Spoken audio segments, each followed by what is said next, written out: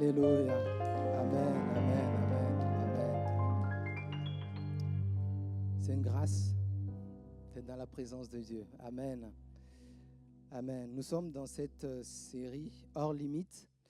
Et merci à l'équipe pastorale de m'avoir donné l'opportunité de participer à cette série. Et sans plus tarder, j'aimerais qu'on puisse ouvrir nos Bibles où vous suivez avec moi la lecture sur la diapo qui s'affiche. On ouvre nos Bibles dans Genèse chapitre 2, verset 9. Genèse chapitre 2, verset 9. Je lis. L'Éternel Dieu fit germer du sol toutes sortes d'arbres d'aspect agréable et bon à manger, ainsi que l'arbre de la vie au milieu du jardin et l'arbre de la connaissance du bien et du mal. Verset 16. L'Éternel Dieu donna ce commandement à l'homme, tu pourras manger de tous les arbres du jardin, mais tu ne mangeras pas de l'arbre de la connaissance du bien et du mal, car le jour où tu en mangeras, tu mourras. Chapitre 3, à partir du verset 1, le serpent était le plus rusé de tous les animaux des champs que l'Éternel Dieu avait fait. Il dit à la femme, Dieu a-t-il réellement dit, vous ne mangerez pas de tous les arbres du jardin? La femme dit au serpent, nous mangeons du fruit des arbres du jardin. Mais quant au fruit de l'arbre qui est au milieu du jardin, Dieu a dit, vous n'en mangerez pas et vous n'y toucherez pas, sinon vous mourrez. Verset 4, le serpent dit alors à la femme, vous ne mourrez absolument pas. Mais Dieu sait que le jour où vous en mangerez, vos yeux s'ouvriront et vous serez comme Dieu. Vous connaîtrez le bien et le mal. La femme vit que l'arbre était porteur de fruits bons à manger, agréables à regarder et précieux pour ouvrir l'intelligence. Elle prit de son fruit et en mangea. Elle en donna aussi à son mari qui était avec elle et il en mangea. Leurs yeux à tous les deux s'ouvrirent et ils prirent conscience qu'ils étaient nus. Ils attachèrent des feuilles de figuier ensemble et s'en firent des ceintures. Verset 22. Et l'Éternel Dieu dit, voici l'homme est devenu comme l'un de nous pour la connaissance du bien et du mal. Et maintenant, il ne faut pas qu'il avance sa main et qu'il prenne aussi de l'arbre de vie et qu'il en mange et vive à toujours. J'ai intitulé mon message « Il y avait deux arbres dans le jardin ». Il y avait deux arbres dans le jardin. Dans le texte que nous venons de lire, on voit bien qu'il y avait l'arbre de la connaissance du bien et du mal et il y avait l'arbre de la vie. Et nous voyons dans ce texte que Adam et Ève ont choisi l'arbre de la connaissance du bien et du mal. Et dès cet instant, ils ont été limités dans leur marche, dans leur vie. Et le premier point de mon message, c'est limiter malgré la connaissance. Ils ont acquis la connaissance, mais ce texte nous montre qu'ils ont commencé à être limités. Dès l'instant où ils ont mangé de l'arbre de la connaissance du bien et du mal, leurs yeux s'ouvraient et ils ont commencé à prendre conscience de certaines choses dont ils n'avaient absolument pas conscience avant. Quelques observations par rapport au texte que nous avons lu. Première observation, les deux arbres, que ce soit la connaissance du bien et du mal ou que ce soit l'arbre de la vie, ont été créés par Dieu. Dieu n'a pas créé que l'arbre de la connaissance, l'arbre de la vie. Le texte nous dit que Dieu a fait germer les deux arbres et les a placés dans le jardin. Deuxième observation, Dieu leur a dit de manger de tous les arbres, y compris l'arbre de la vie. Mais il leur a dit de ne pas toucher à l'arbre de la connaissance du bien et du mal. Mais comme très souvent, dans notre tendance naturelle, nous avons envie d'aller toucher l'interdit. On ne focalise pas suffisamment sur tout ce que Dieu nous a donné, mais on regarde tout ce que Dieu interdit. Et parfois, nous avons des problèmes parce que c'est en focalisant sur ce que Dieu nous a donné, sur nos promesses, que nous avons la victoire sur ce qui nous a interdit. Et donc, on voit dans ce texte que Adam et Ève ont chuté. Il y a eu la chute. Et la chute a constitué en quoi? C'était une rébellion. C'est quoi la rébellion? La rébellion, c'est refuser de se soumettre à une autorité. Et en l'occurrence, ici, c'est de se soumettre à l'autorité de Dieu. Ou encore, la rébellion, c'est ne plus vouloir accepter la tutelle de quelqu'un ou de quelque chose. Ne plus vouloir se soumettre à des contraintes volontairement. Et donc, ici, on voit que Ève a été séduite. Et Paul reprendra cela plus tard dans 1 Timothée 2,14 en disant « Et ce n'est pas Adam qui a été séduit, c'est la femme qui, séduite, s'est rendue coupable de transgression. » C'est quoi être séduit? On est séduit lorsque on part d'une conviction personnelle et qu'on se laisse persuader par les argumentations de quelqu'un d'autre et qu'on incline ou on adopte la conviction de l'autre et on pose des actes en fonction de ses persuasions, de ses argumentations. Et nous voyons dans ce texte que Ève a eu une discussion avec Satan. Entre parenthèses, il ne faut jamais discuter avec Satan. Il ne faut même pas engager la conversation. Mais dès l'instant où elle a engagé la conversation, elle s'est laissée piéger. Et elle a fini par être séduite, par être convaincue par son argumentation. Et le texte nous dit clairement, ce n'est pas Adam qui a été séduit. C'est la femme qui a été séduite. Et si Adam n'a pas été séduit, pourquoi lui aussi il a pris le fruit et qu'il en a mangé? Qu'est-ce qui l'a poussé? Le texte ne nous le dit pas, mais supposition. Je suppose que Adam n'a pas su dire non à sa femme, aussi simplement que ça. Ou par affection envers sa femme, bon, je sais très bien que Dieu ne veut pas, mais je ne veux pas de problème dans mon foyer, je ne veux pas de problème dans mon couple, je veux la paix dans mon couple, donc on va faire comme tu as fait pour la paix.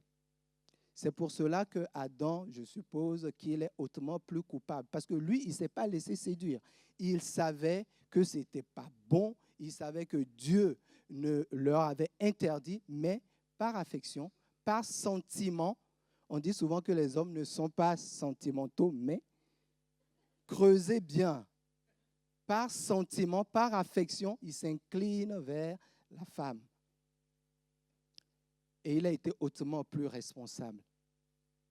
Il n'a pas été séduit. Ce sont ses émotions qui l'ont conduit à pécher. Et dès lors, il y a eu des conséquences. Première conséquence, c'est la séparation, c'est la mort spirituelle. Parce que Dieu leur avait dit, le jour où vous en mangerez, vous mourrez. Vous serez séparés de moi. Spirituellement, vous serez séparés de ma vie divine. L'être humain, la Bible nous apprend que l'être humain est constitué d'esprit, âme et corps. On sait que le corps n'est pas mort.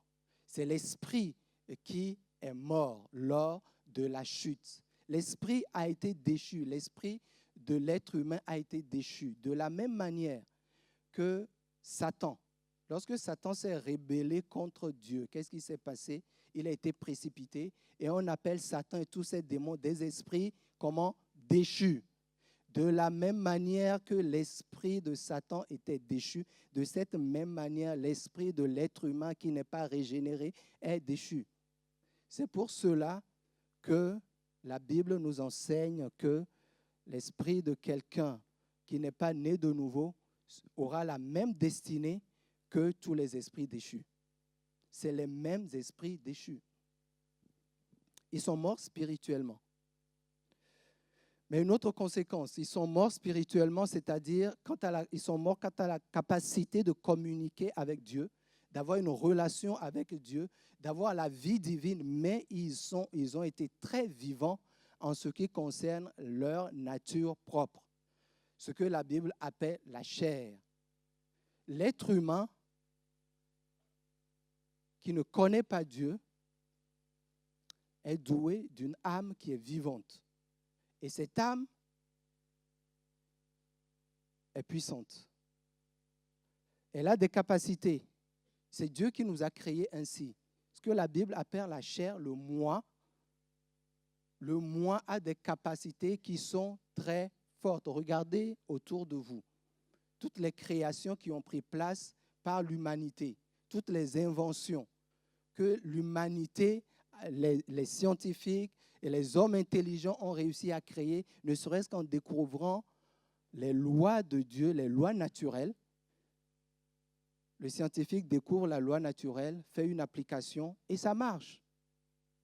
Et on n'a pas besoin de Dieu pour ça. On n'a pas eu besoin de Dieu pour faire l'avion qui vole en défiant les lois de la gravitation. L'être humain, la chair humaine a des capacités.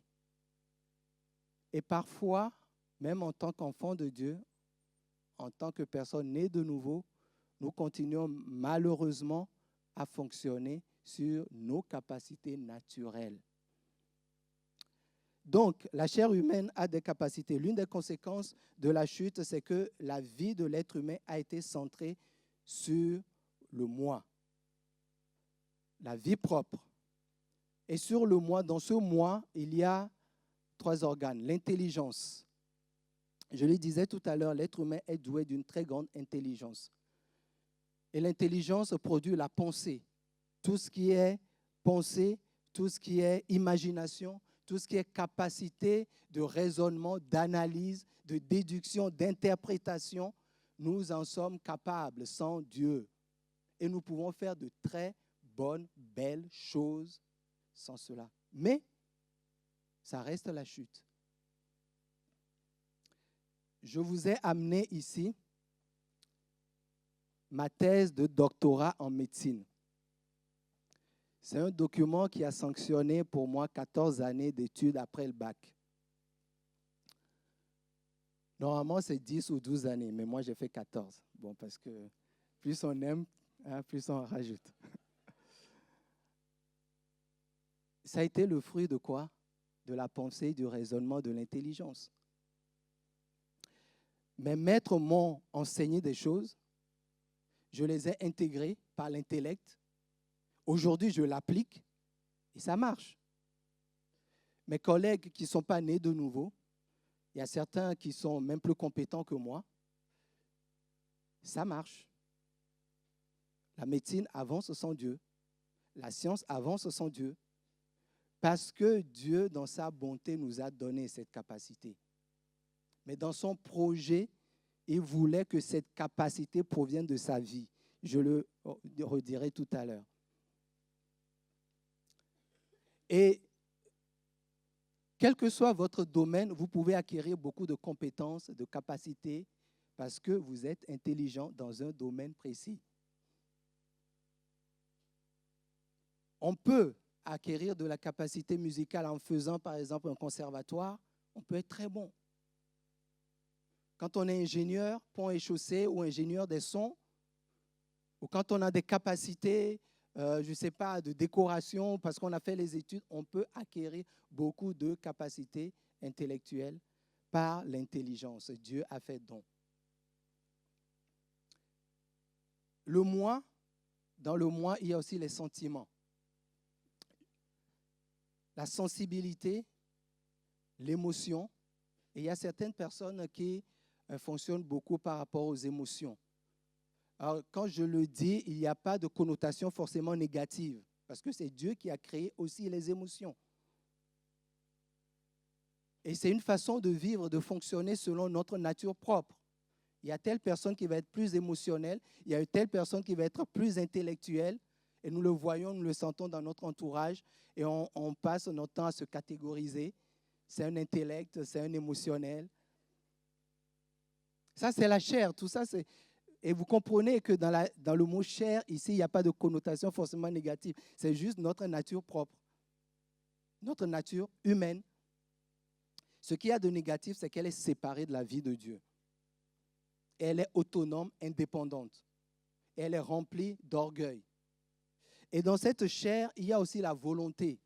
Et c'est cette capacité qu'ont certaines personnes à prendre des décisions, à les tenir, à les accomplir et à s'y tenir. Par exemple, parfois, il y a certains chrétiens, vous les appelez, vous leur dites que tu ne voleras pas, tu n'auras pas d'adultère, tu ne mentiras pas, etc., etc. Ils l'intègrent. Vous leur demandez, tu as compris? Oui, j'ai compris. Ils s'y tiennent, ils sont droits parce qu'ils ont une très grande capacité à prendre des décisions, à les mettre en application, même les décisions spirituelles. à la mettre en application. Il y a d'autres, quand ils prennent des résolutions, ils sont disciplinés, ils sont fermes. Et ça, c'est l'être humain, c'est la chair. C'est la nature propre. Elle n'est pas mauvaise en soi, c'est juste qu'elle est terrestre. Elle est naturelle. Mais dans ce naturel, nous avons des limitations. Nous voulons une vie hors limite. Il faut qu'on se tourne vers l'arbre de la vie. Parce que l'arbre de la connaissance du bien et du mal, elle est limitée. Et Dieu lui-même, il dit que l'être humain, l'homme est devenu comme l'un d'entre nous en ce qui concerne la connaissance du bien et du mal. C'est-à-dire que l'être humain a acquis par la chute une puissance presque divine dans la façon d'accomplir et de faire les choses. Il est devenu comme l'un d'entre nous.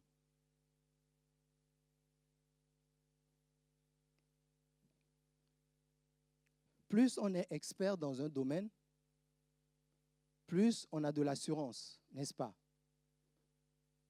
Parfois, quand on voit des jeunes musiciens débuter, quand par exemple, ils doivent participer à un temps de louange pour la première fois, qu'ils doivent jouer de la guitare, ils vont passer les 2 jours précédents à jeûner, à prier et à demander l'assistance du Saint-Esprit. « Seigneur, fortifie-moi parce que je n'y arrive pas, etc. » Mais ce même jeûne, tu le retrouves quelques années après. De multiples temps de louange après, des concerts après. Quand il a acquis un savoir-faire, il se lève et puis il joue sa guitare. Il joue sa note et ça coule de soi, ça va tout seul. Dieu, c'est derrière. J'ai acquis un savoir-faire, une compétence qui me permet de fonctionner sans Dieu. C'est comme cela qu'on redevient charnel dans notre marche chrétienne parce qu'on ne dépend plus de Dieu. Il y avait 2 arbres dans le jardin. Dépendons-nous de Dieu lorsque nous avons acquis un savoir-faire? Comment est-ce que nous dépendons toujours de Dieu? Pour les jeunes prédicateurs, pour la première prédication, pareil, 1 semaine de jeûne et prière avant, pendant, après. Mais plus on en fait, plus bon, la veille pour le lendemain, quoi. Ça va le faire, je sais faire. J'ai acquis la méthodologie. Je sais quoi dire, comment le dire, comment amener. On m'a appris. Ça va de soi. Mais c'est charnel. Ça reste charnel. Et donc là, il y a un défi. Il y a un défi pour nous de continuer à marcher selon l'esprit. L'intelligence a une puissance, a une capacité. Nous ne devons pas la sous-estimer dans notre fonctionnement. Je ne sais pas si vous connaissez ChatGPT, l'intelligence artificielle. Pour ceux qui ne connaissent pas, c'est en termes de connaissances, l'humanité n'a pas inventé mieux. Et donc, moi, j'ai posé une question à ChatGPT. J'ai demandé à ChatGPT comment puis-je faire pour qu'un fidèle naisse de nouveau. Voici la réponse. Voici quelques étapes que vous pourriez prendre pour accompagner quelqu'un dans ce cheminement. Présenter l'évangile. 1. Présenter l'évangile. Partager l'évangile de manière claire et accessible en mettant l'accent sur la grâce de Dieu, le salut par Jésus-Christ et la nouvelle vie offerte en lui. 2. Discerner les besoins spirituels. Écouter attentivement la personne pour comprendre ses questions, ses doutes, ses peurs et ses désirs spirituels. Offrir un espace sûr où elle peut s'exprimer librement. 3. Prier ensemble. Inviter la personne à prier avec vous pour chercher la direction de Dieu et ouvrir son cœur à sa vérité et à son amour. 4. Étudier la Bible ensemble. Explorer les Écritures ensemble en mettant l'accent sur les passages qui parlent de la repentance, de la foi en Jésus-Christ et de la vie nouvelle en lui. 5. Favoriser la communion fraternelle. Encourager la personne à se connecter avec d'autres chrétiens authentiques et à participer à des activités de la communauté de foi où elle pourra trouver un soutien spirituel et émotionnel. 6. Accompagner dans la prière de repentance et de réception de Christ. Guider la personne dans une prière de repentance sincère où elle se tourne vers Dieu, avoue ses péchés et place sa foi en Jésus-Christ comme son Sauveur et Seigneur. 7. Célébrer et soutenir la croissance spirituelle continue après cette décision, continuer à soutenir la personne dans sa marche avec Dieu en l'aidant à grandir dans sa foi, à comprendre les Écritures et à vivre selon les enseignements de Jésus. Est-ce que c'est pertinent? Totalement pertinent. Les pasteurs peuvent prendre des vacances. On a ChatGPT pour diriger l'Église. Totalement pertinent, mais intelligence artificielle. La connaissance du bien et du mal. Juste de l'intelligence artificielle.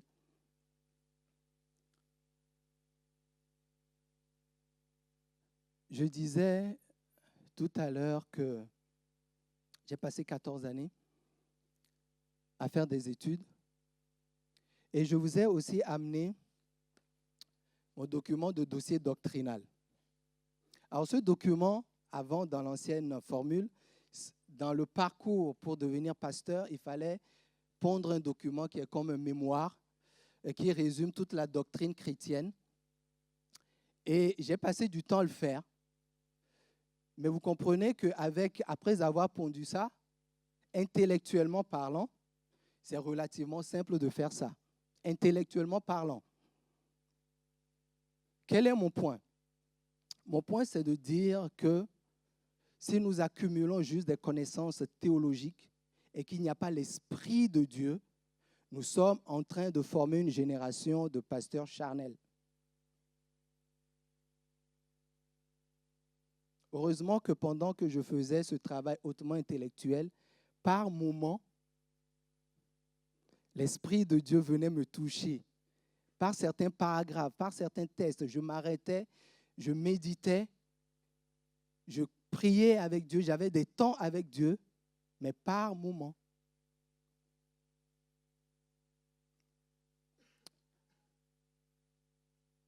La connaissance enfle, l'esprit vivifie.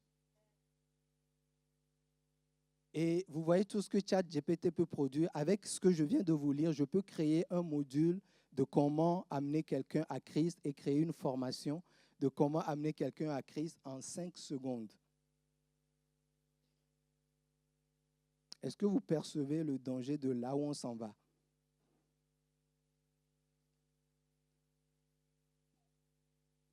Et cette chair, parce que l'être humain a commencé à fonctionner selon la chair, il y a eu des conséquences. Première conséquence, c'est la confusion. Ésaïe 5, verset 20. Malheur à ceux qui appellent le mal bien et le bien mal, qui changent les ténèbres en lumière et la lumière en ténèbres, qui changent l'amertume en douceur et la douceur en amertume. Malheur à ceux qui sont sages à leurs yeux et qui se croient intelligents. Confusion dans quel sens? Nous sommes dans un monde où on ne sait plus la frontière entre le bien et le mal. Est-ce que je dois lui dire qu'il m'a offensé? Comment est-ce qu'il va le prendre? Est-ce que c'est bien? Est-ce que c'est mal? Est-ce que si je pardonne, est-ce que je tolère le péché? Et on se pose toutes sortes de questions. Confusion. Pourquoi? Parce qu'au bien, selon la chair, est toujours attaché le mal. C'est comme une seule pièce. Il y a pile et il y a face. Lorsque nous nous appuyons sur le côté pile, le côté face n'est jamais loin. On ne peut pas s'appuyer sur la chair, produire le bien et ne pas avoir avec le mal.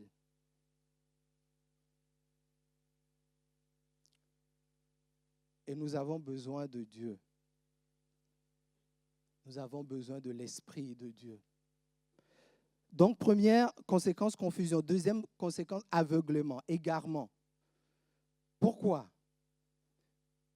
Parce que, comme je le disais, on a comme l'impression et on croit que la chair, dans la chair, peut sortir le bien. Mais Paul dit ceci, Romains 7, verset 18. En effet, je sais qu'en moi, c'est-à-dire dans ma chair, l'homme naturel n'habite pas le bien. Moment de lucidité de Paul.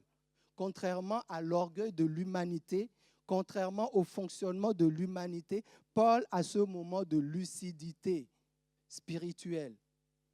En moi n'habite pas le bien. Car vouloir le bien est à ma portée, mais l'accomplir, non. Car je ne fais pas le bien que je veux, mais je fais le mal que je ne veux pas. Je trouve donc cette loi pour moi qui veut faire le bien, que le mal est à ma portée. C'est que parfois, on ne veut pas admettre que lorsque je m'appuie sur ma chair pour produire le bien, la souillure du péché n'est jamais loin, qu'elle soit manifeste ou qu'elle soit cachée. C'est pour cela que la Bible nous dit que nous serons jugés tous en fonction des motivations de nos œuvres, pas juste en fonction de nos œuvres. En moi n'habite pas le bien. Et pourtant, nous voyons des gens qui sont bien sous toute couture. Quand nous les voyons, ils sont pas chrétiens, ils ne volent pas, ils ne fument pas, ils sont mariés d'une seule femme, ils paient leurs impôts, ils rajoutent même de l'argent aux impôts sans que les impôts leur demandent. Ils sont agréables, ils sont doux, ça vient de la chair, ça vient de l'effort et de la capacité à intégrer ce qui est moralement bon et à vouloir le reproduire. Mais Paul dit qu'en nous, dans la chair, le bien n'habite pas. Le bien divin, dans la conception de Dieu, dans ce que Dieu veut, n'habite pas. Donc on est dans une forme d'aveuglement, d'égarement et d'orgueil. Et quand Paul fait ce constat, quand nous arrivons à faire ce constat dans notre vie, quelle est la conclusion? Romains 7, verset 24. Misérable que je suis. Misère. Misère. L'humanité est dans la misère tant qu'elle marche selon la chair. Misérable que je suis. Misérable que je suis. Et c'est là qu'il commence à crier à qui? À un sauveur. Nous ne pouvons pas crier à un sauveur si nous ne faisons pas ce constat honnête, intègre, que nous avons besoin de Dieu. Notre nature charnelle a besoin de Dieu.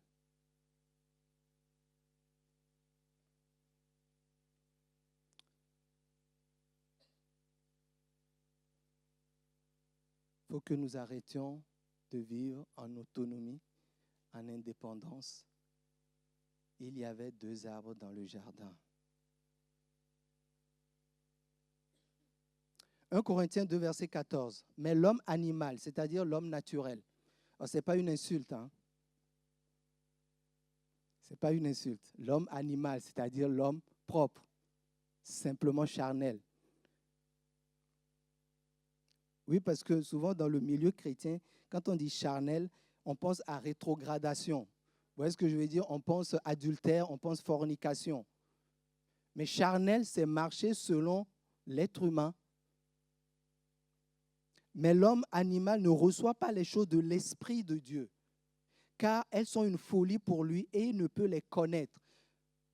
Parce que c'est spirituellement qu'on en juge. Qu'est-ce que Paul est en train de dire ici? Paul est en train de dire qu'on ne peut pas accéder à Dieu par notre connaissance. L'homme animal ne peut accéder à Dieu par sa connaissance. C'est pour ça que nous avons besoin de l'Esprit de Dieu qui nous convainc de justice, de jugement et de péché. Que l'Esprit de Dieu fasse son œuvre dans nos vies et nous amène à connaître Dieu.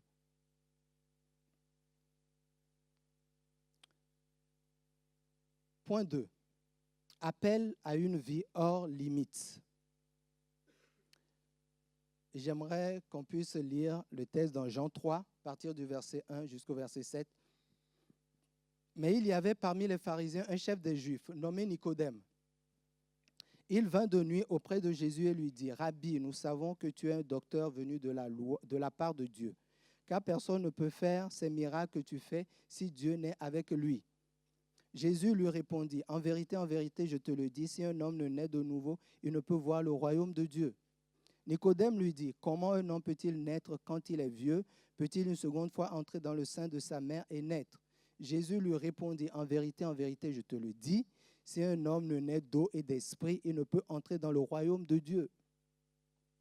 Ce qui est né de la chair est chair. Ce qui est né de l'esprit est esprit. Ne t'étonne pas que je t'ai dit, il faut que vous naissiez de nouveau. Donc l'appel de Jésus-Christ à chacun de nous, à l'humanité, c'est qu'il faut que nous naissions de nouveau.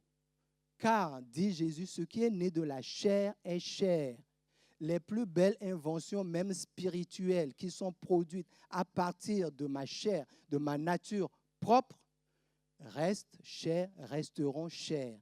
Parfois, on produit quelque chose par notre nature propre et on essaie en cours de chemin de la transformer en spirituel. C'est à l'encontre de ce que Dieu dit. Ce qui est né de la chair reste chair. Ce qui est né de l'esprit, c'est-à-dire en puisant sa source de la nature divine, restera esprit.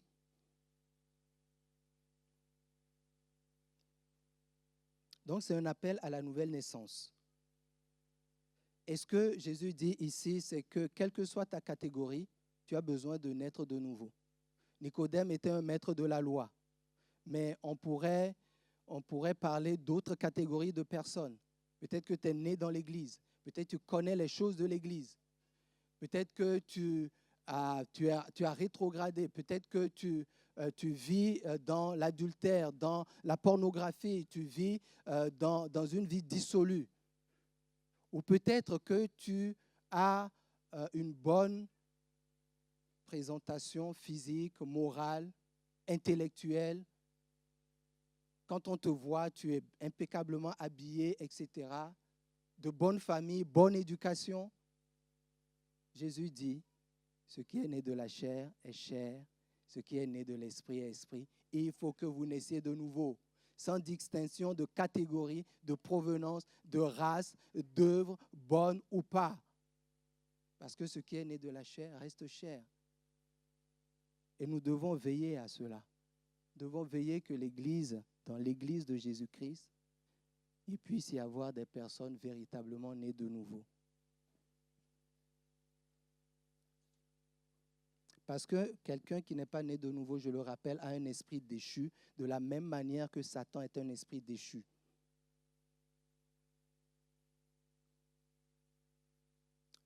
Satan n'a pas eu droit à la rédemption, c'est pour cela qu'il est jaloux. Mais l'humanité a eu droit au rachat par Jésus-Christ. Et nous devons en profiter au maximum et ne pas négliger un si grand salut. Ne négligeons pas un si grand salut, pour quelque raison que ce soit. Parfois, excusez-moi, j'entends des témoignages de baptême, les gens ne sont pas nés de nouveau. Je le dis comme je le pense. Une fois, j'accompagnais quelqu'un dans le processus de baptême et je lui ai dit, mais dis-moi comment tu es venu à Christ. Et puis il commence à me dire, j'ai toujours été chrétien parce que je suis né dans une famille chrétienne. Et au bout d'un moment, j'ai commencé à servir. Comme je sais très bien jouer du piano, j'ai commencé à servir. Mais ces derniers temps, je crois qu'il faut que je me rapproche de l'Église. Et voilà pourquoi je veux me faire baptiser. Je lui ai dit, écoute, mon ami, tu n'es pas né de nouveau. Tu n'appartiens pas à Dieu. Donc moi, je ne peux pas accepter que tu passes par les eaux du baptême parce que tu n'es pas né de nouveau. On va me dire, mais tu ne connais pas son cœur. Et que c'est Dieu qui jugera chacun dans son cœur, dans son cheminement. Je n'ai pas le temps de développer, mais voyez les appels de Jean-Baptiste à la repentance, voyez les appels de Jésus à la repentance, voyez Zachée, comment il s'est repenti. Ce n'est pas quelque chose qu'on devine. Une naissance ne se devine pas. Une naissance se voit. À quel moment il y a eu une naissance et vous avez cherché à deviner s'il y a eu une naissance ou pas.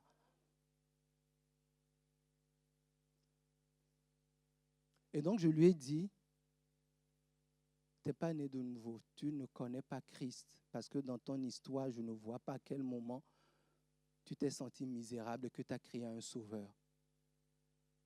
On ne peut pas naître de nouveau si on n'a pas crié à un sauveur. S'il n'y a pas eu la conviction de péché. Et je lui ai dit, retourne, cherche ton Dieu. Quelques jours après, il m'appelle. Serge, il s'est passé quelque chose d'extraordinaire. J'étais à mon travail. À un moment, j'ai vu défiler toute ma vie. Et je me suis senti sale. Et j'ai commencé à pleurer, à pleurer, à pleurer, à pleurer. Je me suis incliné devant le Seigneur. Je lui ai dit, là, tu es né de nouveau, tu vas pouvoir te faire baptiser. Parce que je lui avais prêché la croix, la repentance des péchés. Ce qui est né de la chair est chair. Nous ne pouvons pas espérer que quelqu'un vienne avec ses inclinations émotionnelles, intellectuelles, morales, et que par la grâce de Dieu, il se transforme en spirituel par après. Parce que ce qui est né de la chair restera chair. Et ça va nous poser des problèmes, parce qu'après, on va vouloir lui mettre des jougs sur la tête pour qu'il marche comme un chrétien, mais il n'est pas chrétien.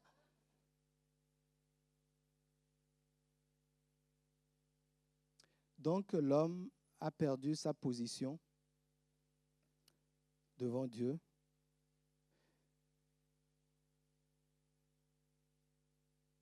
Il avait le choix, il pouvait choisir l'arbre de la vie, mais il ne l'a pas fait.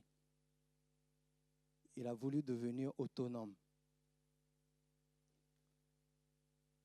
Et c'est parfois encore notre tendance, même quand nous naissons de nouveau, parce que c'est tellement plus facile, c'est tellement plus rapide, c'est tellement plus simple quand nous avons des capacités, quand on est pressé partout, quand on veut faire les choses de Dieu, de compter sur notre intelligence, parfois nos émotions, parfois notre volonté, parfois notre capacité, parfois ce que nous avons acquis. Ça va plus vite. Paul disait aux Corinthiens, lorsque j'étais parmi vous, je n'ai rien voulu savoir que Jésus-Christ et Jésus-Christ crucifié. Parce que je ne voulais pas que votre foi s'appuie sur les rudiments de la sagesse humaine, mais sur une démonstration d'esprit et de vie. Et Paul faisait attention à ça. Et il disait que j'étais parmi vous dans un état de tremblement et de crainte, pour que rien de ma chair ne vous impressionne. Double ou triple diplôme de théologie. Paul, intellectuellement, il était bon. Mais il connaissait cette notion, ce danger de marcher par la chair, de produire une église naissante basée sur les rudiments de la sagesse humaine. Lorsque nous attirons les gens dans l'église par la chair, nous allons essayer de les maintenir dans l'église par la chair. Jésus n'avait pas peur de leur dire, et vous, est-ce que vous ne voulez pas partir?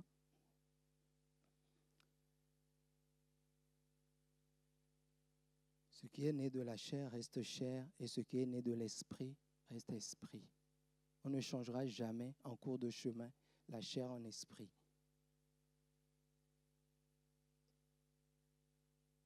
Une fois, on était en séminaire, souvent, et ça a vraiment été une délivrance pour moi. Et je vous donne ce témoignage pour peut-être enlever le côté péjoratif de charnel. Comprenez? Je veux vraiment qu'on aborde sereinement et qu'on assume parfois quand on est charnel. C'est bien parce que ça nous permet d'être libérés. Vous comprenez? Donc une fois, on était en séminaire et puis, souvent quand on est en séminaire, à la fin du séminaire, des séminaires en général, souvent je commence à m'inquiéter du devenir des personnes qui ont participé au séminaire.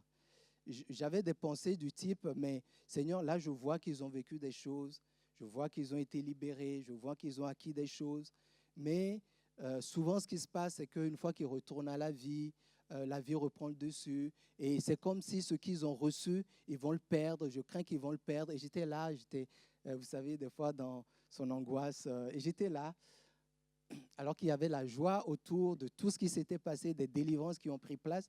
Et là, le Saint-Esprit m'arrête et me dit, écoute, tu t'inquiètes que les choses qui ont été enseignées vont s'envoler, mais ce qu'ils ont reçu de mon esprit ne s'envolera jamais. Bien sûr, tout ce qui a été le produit de ta chair, de ta connaissance, de ton expérience, ils le perdront. Ils ne garderont rien de tout ce qui a été de ta chair, mais sois sûr qu'à chaque fois que quelqu'un a eu la révélation de mon esprit, comme quoi il était fils de Dieu, c'est mon esprit qui l'a produit, ça ne partira pas. Donc, accepte, quand tu les revois dehors et qu'ils ont perdu des choses, c'était charnel. C'est que tu as produit des choses charnelles. Donc, ce n'est pas grave. Mais observe bien, à chaque fois qu'ils ont eu des visitations de ma part, ça ne se perd pas. Est-ce que vous avez observé que quand vous recevez quelque chose de l'Esprit de Dieu dans une prédication, dans un texte biblique, vous ne l'oubliez pas? Vous ne l'oubliez pas. Mais quand nous recevons la parole de Dieu dans notre tête, dans notre mémoire, dans notre intellect, l'après-midi du dimanche, on a déjà oublié le titre du message. C'est pour cela que je prie pour que le Saint-Esprit vous révèle des choses. Au-delà de tout ce que je suis en train d'apporter de nature humaine, nous avons besoin de la révélation de l'Esprit de Dieu et de l'Esprit de Dieu seul.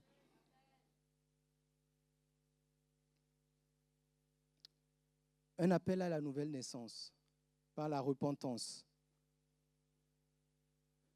Après conviction de péché, après avoir crié misérable que je suis, et une foi qui est placée en Jésus-Christ.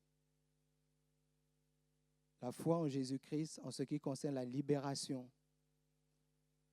La Bible nous dit que le premier Adam était une âme vivante. C'est tout ce que je viens de vous expliquer. Une âme vivante, capable de faire plein de choses, qui a été donnée par Dieu, une âme vivante. Adam a été créé comme une âme vivante. Mais le dernier Adam a été un esprit vivifiant. Il y a une différence. Un esprit qui donne la vie, qui produit la vie. Un esprit qui amène l'âme à se soumettre à la volonté et aux choses de Dieu. Et à marcher selon les choses de Dieu. Et à produire, de par sa nature divine, quelque chose qui est véritablement bien. Et ce bien est bon, agréable et parfait. Et non pas à usurper, parce que Satan est un usurpateur, à usurper le bien. Dans la parabole du bon grain de l'ivraie, Jésus a dit de les laisser pousser. Qu'au dernier temps, lui fera la séparation des choses. Parce que les deux se ressemblent. Les deux se ressemblent. Je ne peux pas. Le bien que vous produisez ou le bien que je produis, vous ne pouvez pas discerner. Ça se ressemble tellement. Mais la source est différente. Et c'est ça le challenge pour nous. La vie de Dieu, pour celui qui est régénéré et qui est né de nouveau, vient comme ressusciter l'esprit humain qui était déchu. C'est ça la rédemption. L'esprit humain qui ne pouvait plus communiquer avec Dieu est ressuscité par la vie de Dieu.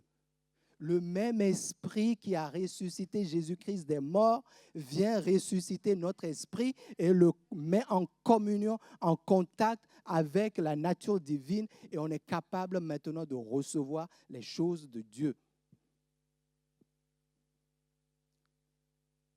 C'est la promesse que Dieu avait faite dans le livre d'Ézéchiel 36, verset 26. Je vous donnerai un cœur nouveau et je mettrai en vous un esprit nouveau. Je mettrai en vous un esprit nouveau. Quel esprit? Je mettrai en vous mon esprit. Dieu n'a pas voulu transformer la chair. La sentence de Dieu sur la chair, c'est qu'elle doit être crucifiée. La chair ne peut pas être améliorée. La chair ne peut pas être transformée. La chair doit être crucifiée et remplacée par un esprit nouveau. Les programmes de développement personnel cherchent à transformer la chair pour l'améliorer. Et il y a même, je fais de la relation d'aide. Vous savez, la relation d'aide, c'est une nébuleuse. Et si les concepts bibliques, les principes bibliques ne sont pas clairs, on va vouloir prendre la chair avec tout ce qu'elle a d'émotionnel, avec tout ce qu'elle a d'intelligence, d'intellect, et on va faire des programmes pour l'améliorer, pour la transformer, pour qu'elle devienne peut-être plus sage, le colérique. On va donner des conseils pour que tu sois plus sage, etc. La chair doit être crucifiée. Et on doit tourner la personne vers l'Esprit de Dieu. Je mettrai en vous un esprit, mon esprit, et je ferai en sorte que vous suiviez mes ordonnances et que vous observiez et pratiquiez mes lois. Je ferai en sorte. Ce n'est pas nous qui devons faire. Je ferai en sorte. Simplement en focalisant sur l'Esprit de Dieu. Est-ce que nous avons l'Esprit de Dieu en nous? Romains 8, verset 9. Pour vous, vous ne vivez pas selon la chair, mais selon l'esprit, si du moins l'esprit de Dieu habite en vous. Si quelqu'un n'a pas l'esprit de Dieu, il ne lui appartient pas. Il n'y a pas de moitié. Ah, peut-être que, on verra que, peut-être. Non, si quelqu'un n'a pas l'Esprit de Dieu par Jésus-Christ, mort et ressuscité, si quelqu'un n'a pas donné sa vie, n'a pas vécu cette expérience de régénération et qui est un miracle divin, il n'a pas l'Esprit de Dieu en lui. Dans le jardin d'Éden, Dieu avait destiné dès les origines la volonté, le désir de Dieu, c'est que l'homme touche d'abord à l'arbre de la vie. Mais ce que Adam et Ève ont perdu, c'est ce que Dieu nous donne par Jésus-Christ. Alléluia. Quelle grâce. Quelle grâce. La vie qui leur était destinée, Dieu nous l'a donnée en Jésus-Christ, son Fils. 1 Jean 5, versets 11 à 13. Et voici ce témoignage, c'est que Dieu nous a donné la vie éternelle et que cette vie est dans son Fils. Celui qui a le Fils a la vie, celui qui n'a pas le Fils de Dieu n'a pas la vie. Je vous ai écrit ces choses afin que vous sachiez, c'est qu'on a besoin de savoir, c'est-à-dire de nous centrer de nouveau sur ces vérités. Vous avez la vie éternelle, vous qui croyez au nom du Fils de Dieu. Amen. Et maintenant, cette vie, elle doit produire du fruit. C'est cette vie qui doit produire du fruit. Ce n'est pas la connaissance du bien et du mal, ce n'est pas à la chair.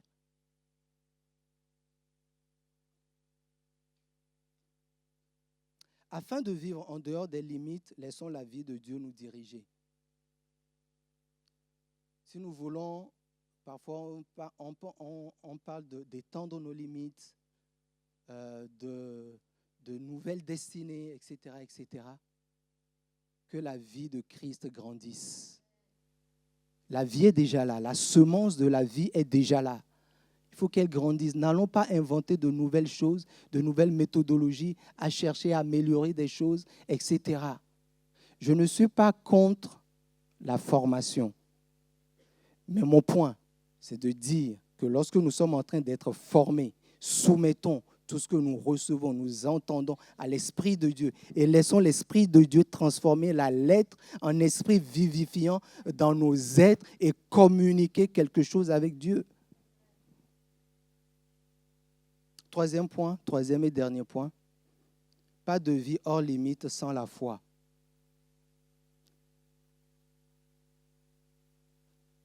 Nous commençons notre marche chrétienne par la foi, c'est-à-dire par la conviction qu'en Dieu, nous avons le pardon des péchés par Jésus-Christ, que Jésus-Christ nous a pardonné nos péchés, qu'il a crucifié notre chair et que nous avons une vie nouvelle en lui.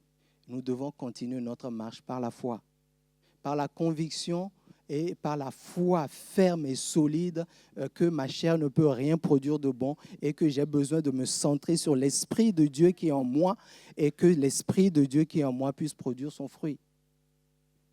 Trop souvent, dans notre génération, nous sommes trop agités.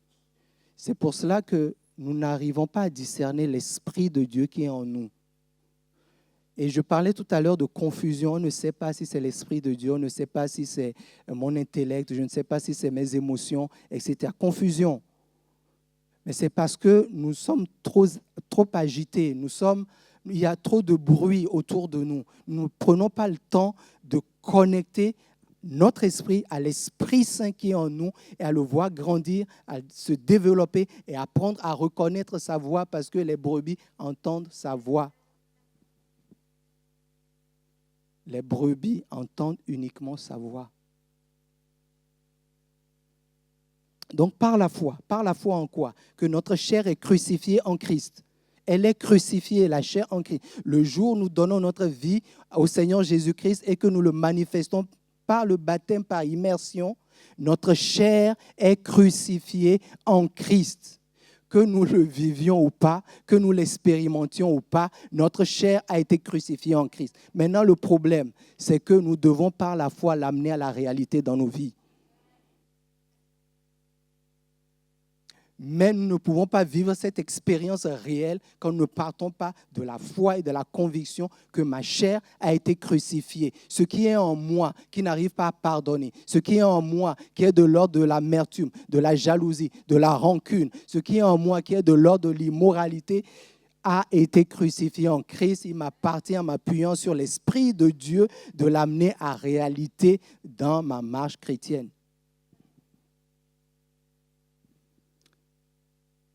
C'est ce que Paul dit dans Romains 6, versets 10 à 11. Christ est mort et c'est pour le péché qu'il est mort, une fois pour toutes. Maintenant qu'il est vivant, c'est pour Dieu qu'il vit. Donc Paul parle de la mort de Christ et de la vie de Christ. Et Paul dit, verset 11, de la même manière, vous aussi considérez-vous, regardez-vous comme mort pour le péché, et ce n'est pas suffisant, et comme vivant pour Dieu en Jésus-Christ, notre Seigneur. Parfois, on fait qu'une partie, on se regarde, on se considère comme mort pour le péché, mais et la vie de Dieu, et la nature divine qui doit maintenant produire son fruit, qui doit maintenant jaillir, on ne se centre pas assez sur elle. Romains 6, verset 12. Ainsi donc, frères, nous ne sommes point redevables à la chair.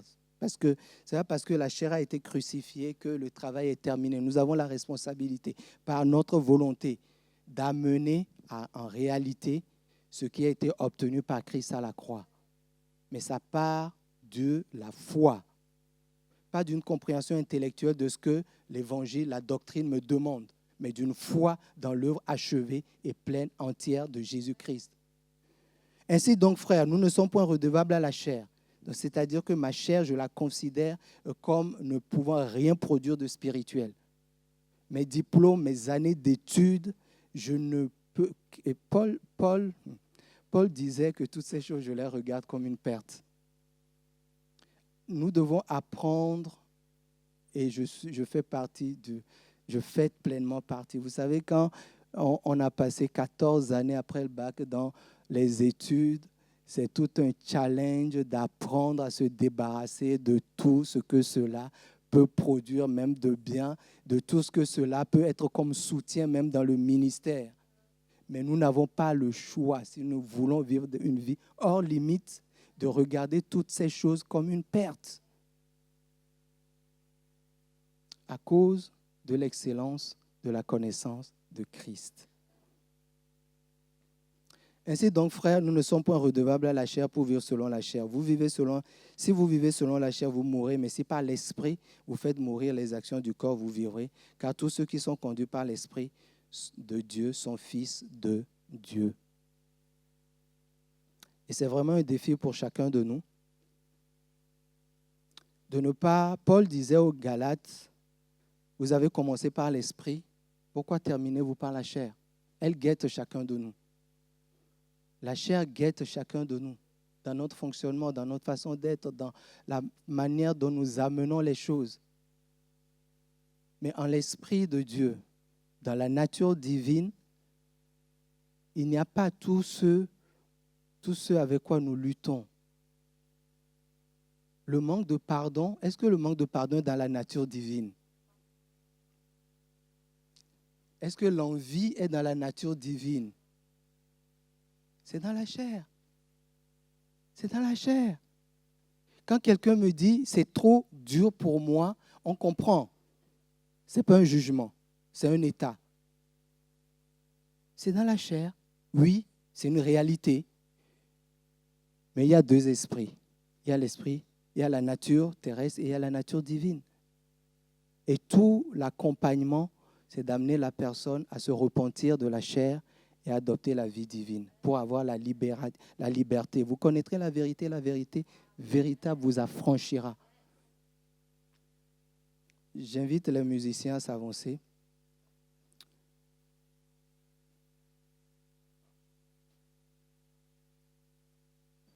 Cette tendance à incliner vers la chair, elle est parfois très profondément ancrée, plus que ce que nous n'imaginons. nous étions en vacances cet été et on était au Togo, donc notre pays d'origine, et puis on était dans la maison familiale et à côté de notre maison familiale, il y a une villa qu'on loue à une personne. Et quand on est arrivé, il y a ma grande sœur qui habite au Togo qui me disait que la personne en question qui louait la maison avait une vie dépravée, une vie de débauche, qui avait beaucoup de choses immorales qui se faisaient dans la maison à côté. Et moi, ma réaction tout de suite, c'est ah mais c'est indigne tout ce qui se fait à côté de chez nous et en plus dans la maison familiale, là où nous avons grandi, quoi. Il y a le péché qui prend place. Et donc j'avais répondu, j'avais dit à ma soeur que ça ne peut pas se faire. Je ne vais pas laisser faire ça et que dès que possible, je vais demander à ce que son contrat soit résilié et qu'elle puisse sortir de la maison. Ça vous semble pertinent ou pas? Charnel. Réaction charnelle. Bon, c'était cet été, hein. Je ne vous parle pas d'il y a 20 ans. C'est juste pour illustrer à quel point nous pouvons continuer à fonctionner par la nature propre. Le lendemain, quand je me suis réveillé, heureusement que l'Esprit de Dieu habite en nous. Quelle grâce de ce que Dieu ne nous ait pas laissés orphelins, livrés à notre nature charnelle, à nos pensées, à nos raisonnements, à notre façon de voir les choses, d'interpréter les choses, même spirituelles. Le lendemain, quand je me suis réveillé, l'Esprit de Dieu m'a parlé. L'Esprit de Dieu me demande, tu veux l'envoyer chez qui? Tu veux qu'elle aille faire et vivre sa vie immorale chez qui? Tu as une bonne nouvelle. Ce que tu as de mieux à faire, c'est d'aller lui annoncer la bonne nouvelle. Et là, il y a comme d'habitude la lutte entre la chair et l'esprit, entre la nature divine et la nature charnelle. Et j'ai lutté, mais lutter, ce n'est pas un problème, ok? C'est de ne pas céder à l'Esprit de Dieu qui est un problème. À un moment, quand vous avez fini de lutter, même après 1 semaine, 2 semaines, 3 semaines, 1 mois, 2 mois, finissez, cédez. Donc, j'ai fini par céder à l'Esprit de Dieu. Et donc, j'ai dit à ma femme, chérie, il faut qu'on aille voir quelqu'un. La dame en question et que l'Esprit de Dieu m'a parlé. Que ce n'est pas ce que j'avais prévu de faire qu'il fallait faire. On est parti la voir. Je lui ai annoncé l'évangile. La question qu'elle m'a posée, c'est « Vous ne me connaissez ni d'Adam ni d'Ève ». C'est exactement ces termes. « Vous ne me connaissez ni d'Adam ni d'Ève ». Qu'est-ce qui vous a pris pour venir m'annoncer l'évangile alors que vous ne me connaissez pas? Je lui ai dit, c'est l'Esprit de Dieu. Et je la fais court parce que le temps passe. À la fin, elle s'est mise à pleurer. Elle nous a raconté comment elle était avant dans les choses de Dieu. Depuis le décès de sa maman, elle s'en est éloignée et que c'est vraiment Dieu qui nous envoie parce qu'on ne la connaissait de nulle part. Elle a pleuré, on a prié pour elle, on est resté en contact. Elle nous a dit que c'est vraiment Dieu qui nous a envoyés. Ce qui est né de la chair reste chair. Et ce qui est né de l'esprit est esprit. Et ce que Dieu veut que nous puissions traduire dans nos vies, c'est Galates 2, verset 20. Et si je continue à vivre, ce n'est plus mon ancien moi qui continue à vivre. Le moi, il est là. Mais il a été crucifié. C'est pour ça qu'il faut un acte de foi. Il faut que l'Esprit de Dieu nous donne la révélation pour commencer à voir ce qui s'est passé à la croix de Jésus-Christ. Ce n'est plus mon ancien moi qui continue à vivre, c'est le Christ vivant qui agit et reproduit sa vie en moi. Le reste de mon existence sur terre est une vie vécue dans la foi au Fils de Dieu qui m'a aimé jusqu'à mourir pour moi à ma place. Si je vis, j'essaie tous les jours pour que ce soit plus moi qui vive, pour que ce soit Christ qui vive en moi. Et ainsi, je sais que je mènerai une vie hors limite. Hors limite. De toute limitations humaines. Et c'est à la portée de nous tous. La question c'est, puisqu'il y avait 2 arbres dans le jardin, pourquoi continuons-nous à vivre selon l'arbre de la connaissance du bien et du mal, malgré que Christ soit venu et malgré qu'il nous ait libérés? Pourquoi?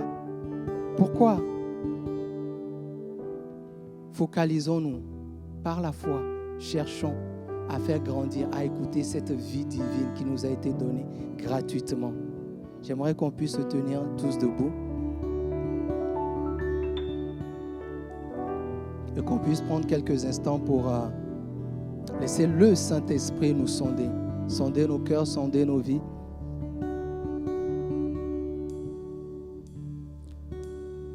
Là où on a laissé la main de Dieu,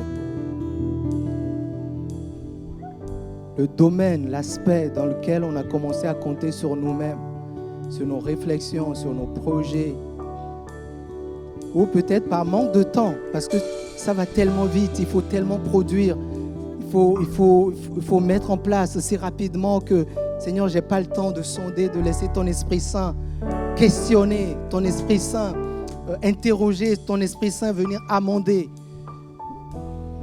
Ou là où peut-être nous sommes tellement centrés sur nos émotions, sur nos blessures, sur ce que nous ressentons, pour refuser peut-être de pardonner ou de vivre une libération, que le Saint-Esprit puisse nous amener réellement aujourd'hui à une repentance sincère et vraie, et que nous puissions prendre l'engagement, quoi que cela me coûte, en temps, en énergie, de chercher la face de Dieu. Peu importe si ça continue à aller à 100 à l'heure autour de moi. Peu importe. Seigneur, je ne veux que toi. Paul pouvait dire,